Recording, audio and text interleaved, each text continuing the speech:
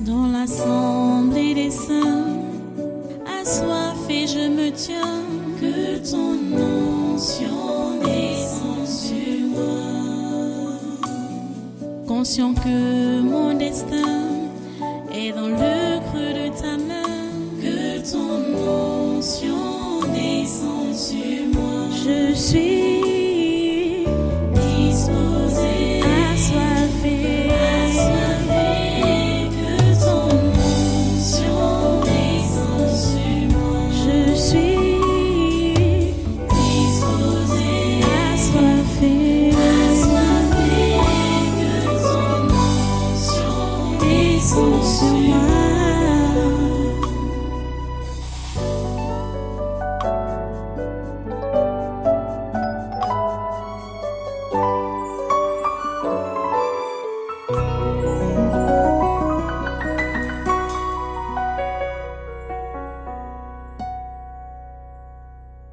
Vous comprenez?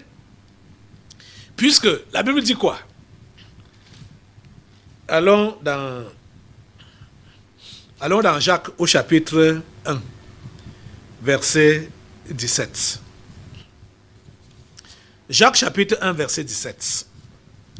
Les amis, ces gens qui bagarrent pour conserver leur grâce, conserver leurs dons, conserver leur acquis, ils se battent, ils bagarrent. Non. Laissez-moi vous dire que c'est juste l'égoïsme qui vous anime.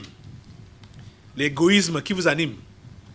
Parce que vous n'avez rien fait pour avoir ça et vous ne pouvez rien faire pour conserver ça.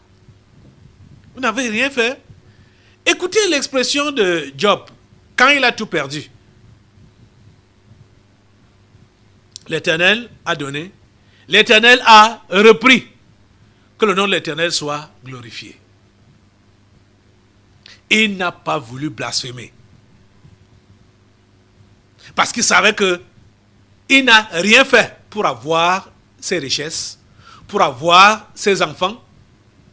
Il n'a rien fait pour les avoir.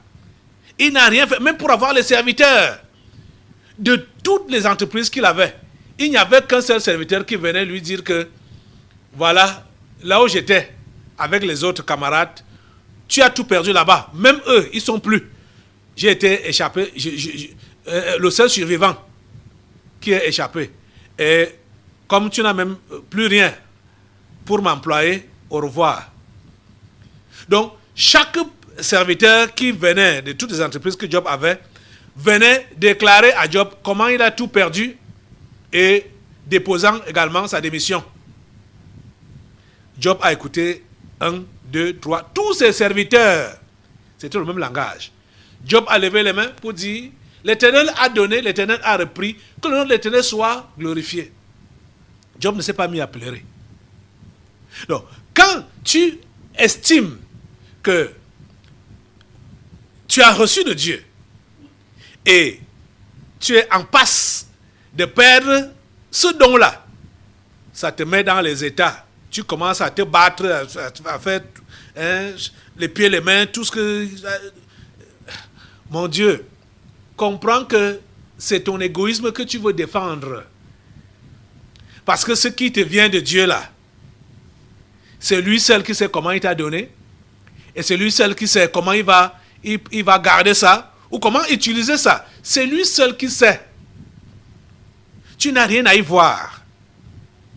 Hein? Tu n'as rien à y voir. J'ai dit qu'on aille un peu dans Jacques chapitre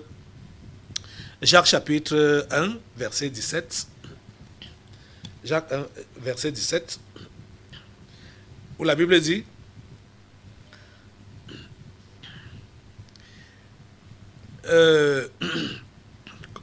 verset 16 d'abord, il dit, ne vous y trompez pas, mes frères bien-aimés.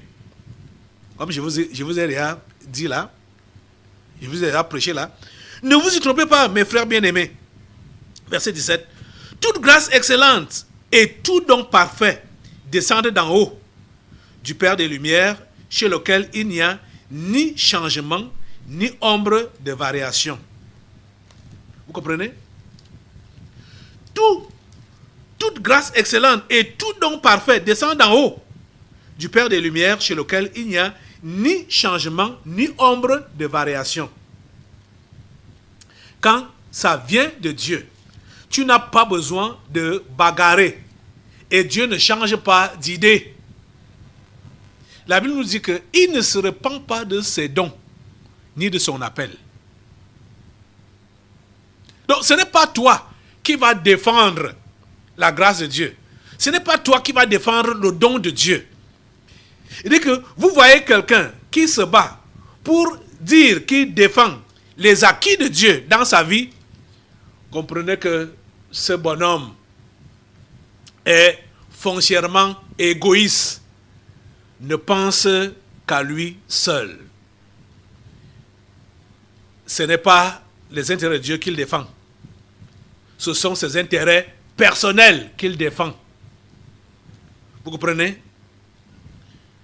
Regardez tous les gens de la Bible qui ont compris ce que la Bible nous enseigne là au sujet des grâces et des dons de Dieu. Comme Abraham par exemple. Imaginez-vous qu'Abraham, nomade comme il était, avec sa belle femme, il arrive dans des royaumes et les rois sont intéressés par sa femme. Avant même de partir, dans ses balades là, comme il était nomade, il avait déjà prévenu à sa femme que comme on parle là, comme je te connais, comme tu es belle là, s'il te plaît, je veux vivre. Quand on arrive, là on est en train de partir là, dis que tu es ma soeur pour que je sois bien traité à cause de toi, pour qu'on ne me tue pas. Vous voyez? Jusqu'à ce que les rois enlèvent sa femme. Abraham n'a pas défendu sa femme. C'est Dieu qui a défendu sa femme. Oh mon Dieu. C'est Dieu qui a défendu sa femme. À plusieurs reprises, c'est arrivé comme ça.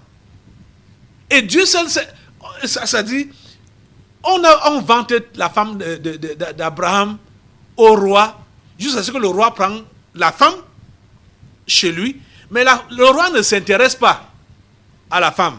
Une belle femme qu'on t'a vantée, elle vient chez toi, tu ne fais plus cas d'elle. Jusqu'à ne pas à ne pas mettre la main sur elle. C'est Dieu qui avait donné cette femme à Abraham, et c'est Dieu qui était capable de la préserver, de la garder. Abraham n'a fait aucun cas.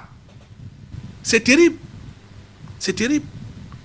Vous voyez, pour le cas de Job, par exemple, on peut dire, ok, bon, là, c'était les enfants, c'était des accidents comme ça, là. Hein?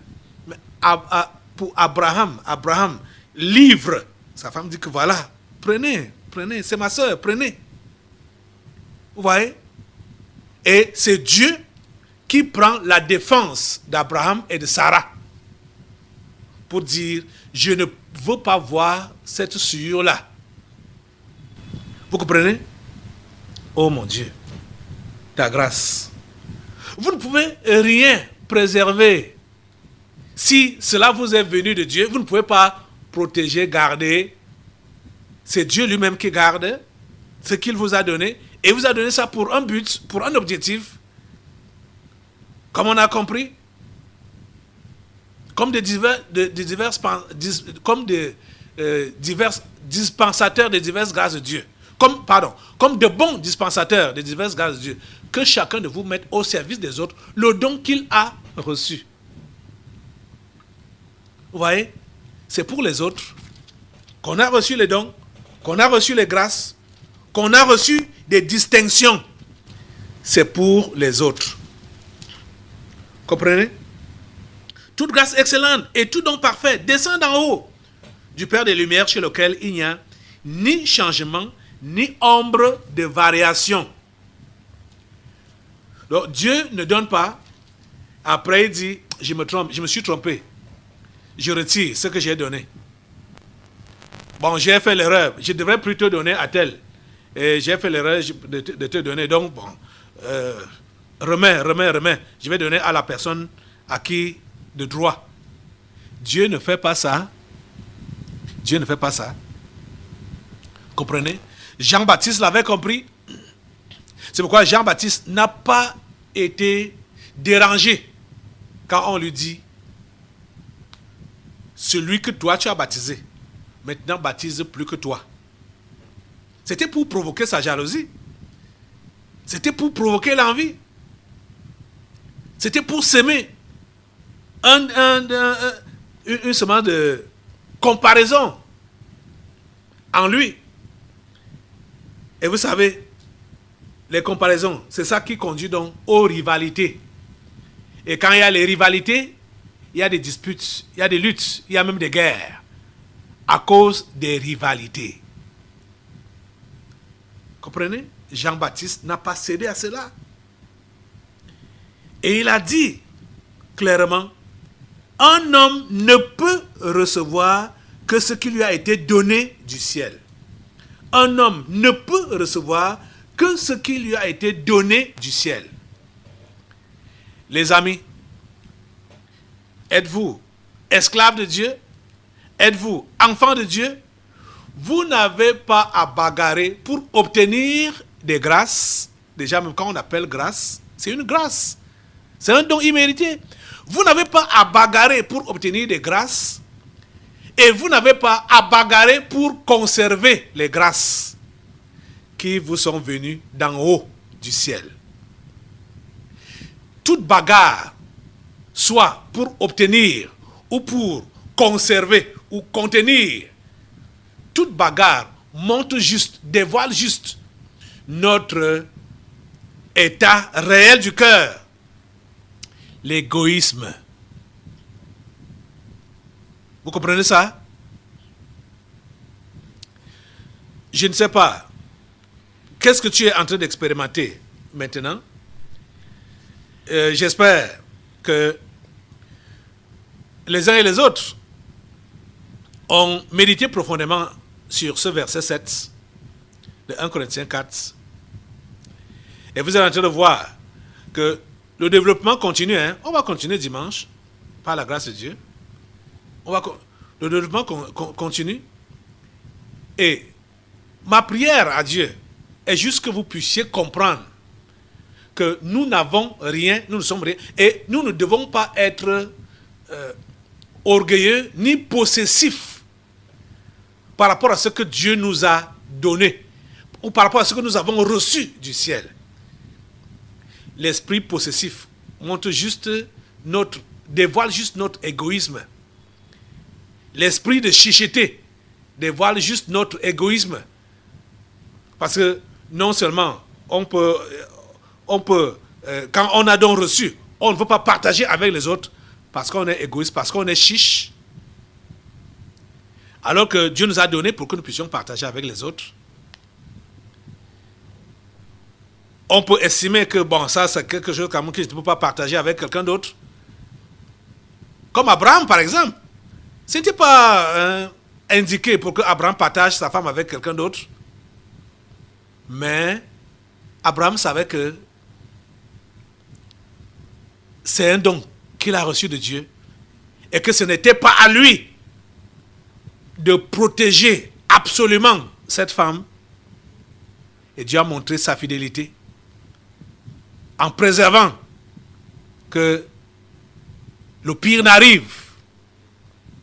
Il a préservé parce qu'il a vu le cœur d'Abraham. Qu'Abraham avait compris qu'il ne dépendait que de Dieu.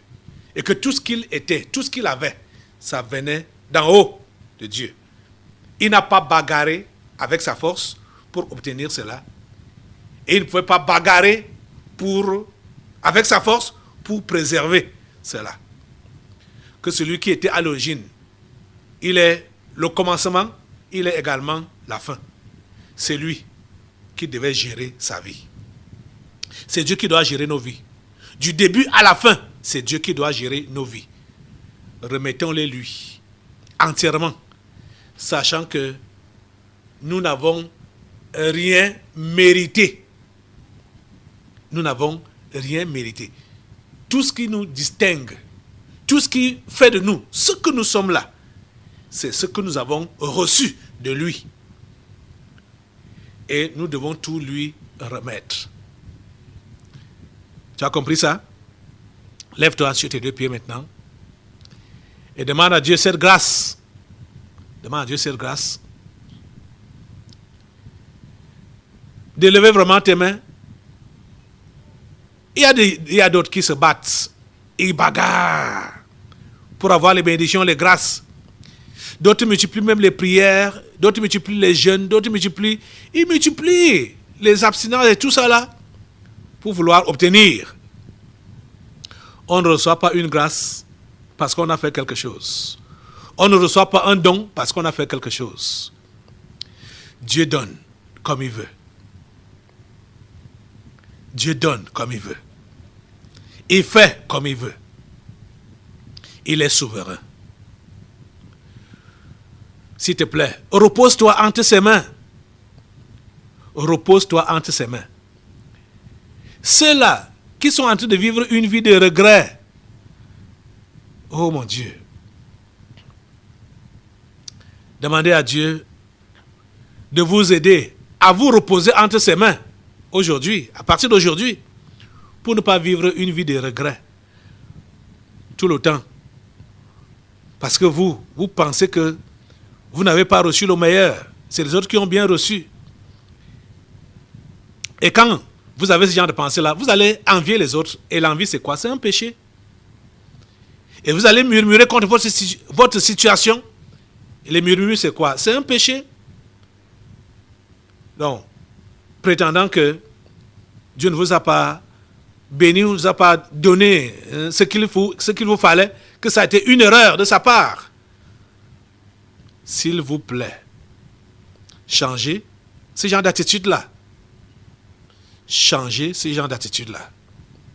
Vous commettez un grand péché contre Dieu, en l'accusant d'avoir mal fait pour vous ou contre vous. Demandez-lui de vous pardonner et disposez-vous à mettre ce qu'il vous a donné au service des autres. Merci Seigneur, parce que tu changes ces cœurs, tu changes ces mentalités et tu permets que tes enfants que voici puissent réellement comprendre que c'est toi qui es l'alpha et l'oméga dans leur vie et que chacun retrouve sa paix en toi parce que tu n'as fait aucune erreur, tu n'as fait aucune erreur les concernant ce que tu as mis à leur disposition. À toi toute la gloire et tous les honneurs. Au nom puissant de Jésus, j'ai prié. Amen. Amen. Asseyez-vous. Nous allons maintenant passer aux délivrances prophétiques. Dans l'assemblée des saints, assoiffé je me tiens, que ton onction descende sur moi. Conscient que mon destin est dans le creux de ta main, que ton onction descende sur moi. Je suis